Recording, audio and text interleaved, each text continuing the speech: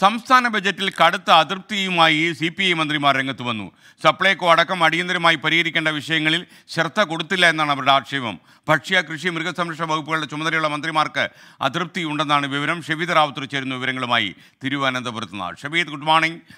ഷബീദ്, സപ്ലൈകോയ്ക്ക് എന്തെങ്കിലുമൊക്കെ സംഭവങ്ങൾ ഈ ബജറ്റിൽ ഉണ്ടാകുമെന്നായിരുന്നു പൊതുവെ പ്രതീക്ഷിച്ചത്. മന്ത്രി GR അനിലിനെ നമുക്ക് കുറ്റപ്പെടുത്താൻ കഴിയില്ല, പക്ഷേ ഉണ്ടായില്ല.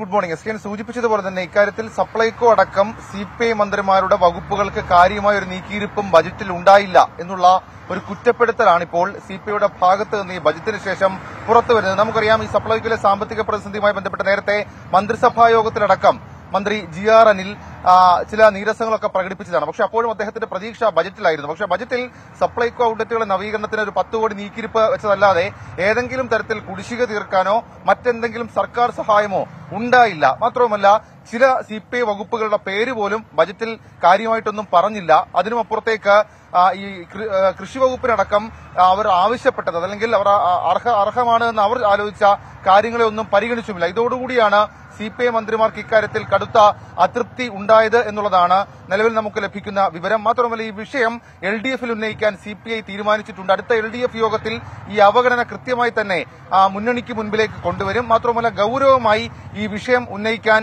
CPM തീരുമാനിച്ചിട്ടുണ്ട്. അതിനുമപ്പുറത്തേക്ക് നിലവിൽ ഇപ്പോൾ ഏതെങ്കിലും തരത്തിലൊരു സമവായ ശ്രമം ഉണ്ടായെങ്കിലും കൂടി ഇപ്പോൾ ഈ നേരിട്ടിരിക്കുന്ന അവഗണനയിൽ കൃത്യമായ നിലപാട് വേണം എന്നുള്ള കാര്യം CPI നേതാക്കൾ അഭിപ്രായമായി പറയുന്നുണ്ട് എന്നുള്ളതും ഏറ്റവും ശ്രദ്ധേയമായിട്ടുള്ള കാര്യം. കഴിഞ്ഞ തവണ ഈ വകുപ്പുകൾക്ക് അനുവദിച്ചതിന്റെ പ്രത്യേകിച്ച് 4 പ്രധാനപ്പെട്ട വകുപ്പുകൾ, റവന്യൂ വകുപ്പ്, ഭക്ഷ്യവകുപ്പ്, കൃഷി വകുപ്പ്, അതേപോലെ തന്നെ മൃഗസംരക്ഷണ വകുപ്പ്, ഈ വകുപ്പുകൾക്ക് കഴിഞ്ഞ ബജറ്റിൽ അനുവദിച്ചതിന്റെ പകുതി തുക പോലും പദ്ധതികൾക്കോ മറ്റു കാര്യങ്ങൾക്കോ ഈ ബജറ്റിൽ അനുവദിച്ചിട്ടില്ല എന്നുള്ള ഗുരുതരമായ ഒരു പരാതി CPI സംബന്ധിച്ചിട്ടുണ്ട്. ഏതായാലും അത് മുന്നണിക്ക് മുൻപിലേക്ക് വരും, മുന്നണി യോഗത്തിലേക്ക് വരും. ഏതെങ്കിലും തരത്തിൽ ഈ ബജറ്റ് പൂർണ്ണ രൂപത്തിലേക്കാകണമെങ്കിൽ സ്വാഭാവികമായും ബജറ്റ് ചർച്ച നടത്തിയത് പാസ്സാക്കണം.